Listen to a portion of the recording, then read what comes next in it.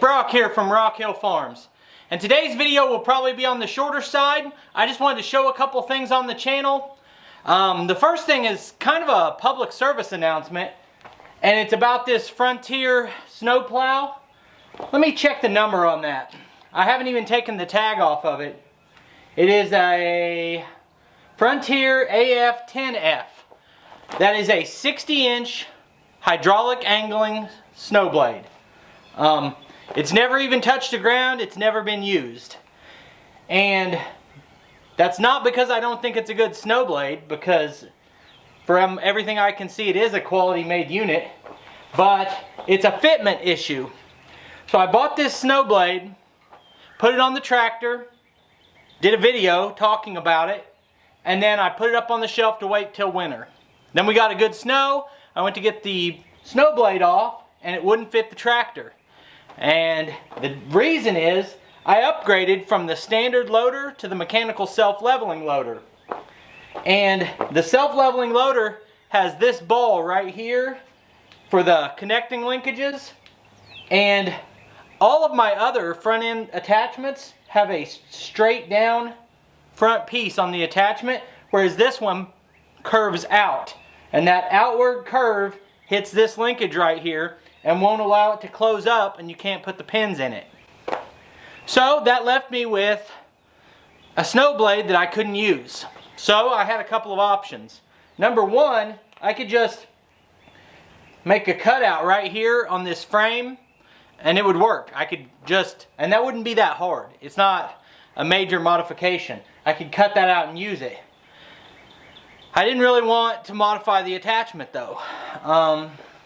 And so I considered that, and it's been, I don't know, I guess 4 or 5 months now since I realized this didn't fit, and I haven't done anything yet because I was trying to decide what I wanted to do. So option one was to modify it. Option two was just to sell it and say, we don't get that much snow here, really.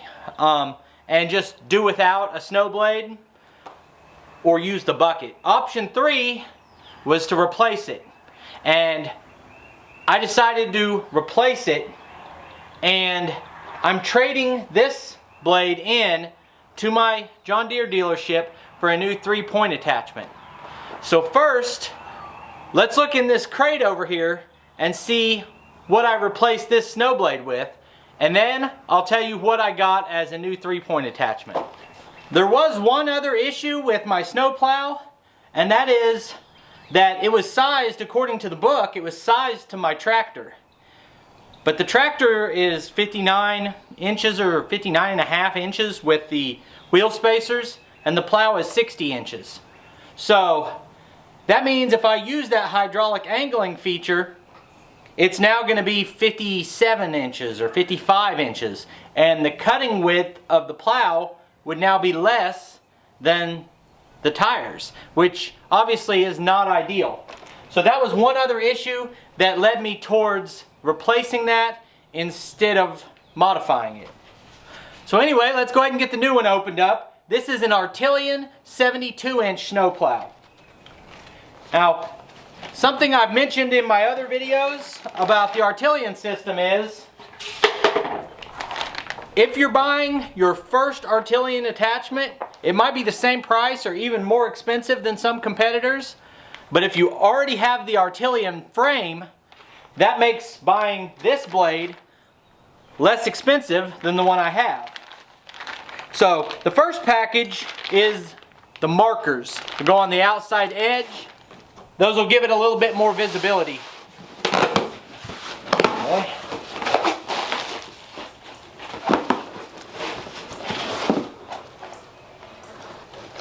Second package is rubber extensions that go on the edge of the blades, make it a little bit wider.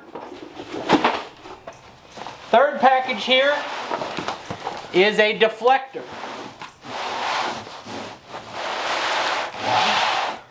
This bolts on to the top of the blade and deflects your snow down so that as you plow, it doesn't come up over the top and blow into your face.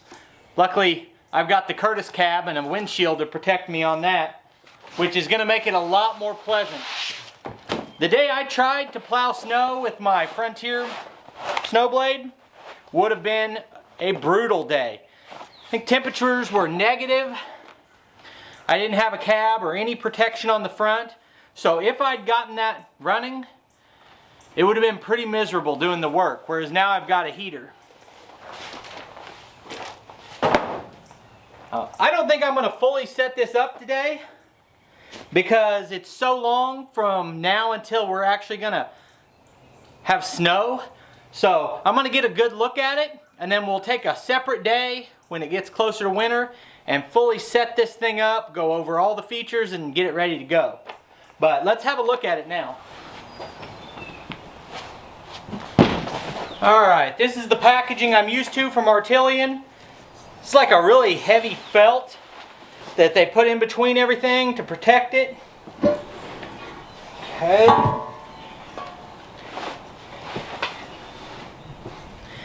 Here's a mounting bracket.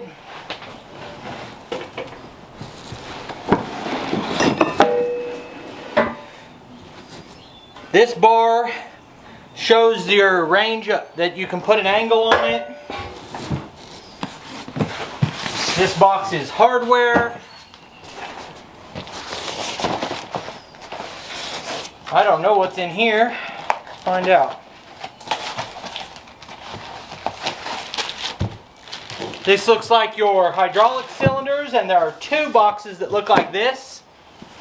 So I'll be interested to see how that works.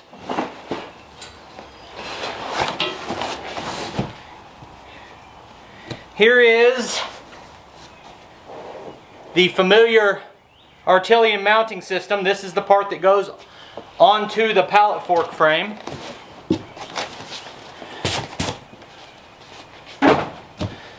And here is the actual 72-inch snow blade.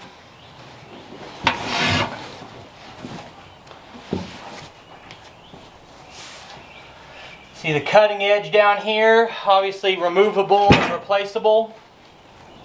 Just bolts on right there. Alright, so at the beginning I mentioned I was getting a new 3-point attachment, and this is something I'm really excited about. A while back when I bought the stump grinder, it came down to two choices for what I was going to invest in next as an upgrade for the tractor. And I'm really glad I got the stump grinder because it's been incredibly useful. I'm making a little bit of money with it, and you know, it's been a great unit. But now I'm ready for that next purchase, which is a 3-point wood chipper. So if you haven't seen the videos on it, we're starting a Christmas tree farm at the end of the property. And I buy wood chips to put around the Christmas trees. And wood chips aren't that expensive, but you know, it's just one more cost that goes into planting the trees every year. Now, I also have tons of brush to deal with. I've been cutting down trees on my own property and for customers. I'm offering cleanup of storm damaged trees and all those sorts of things. So I end up with a lot of brush to deal with.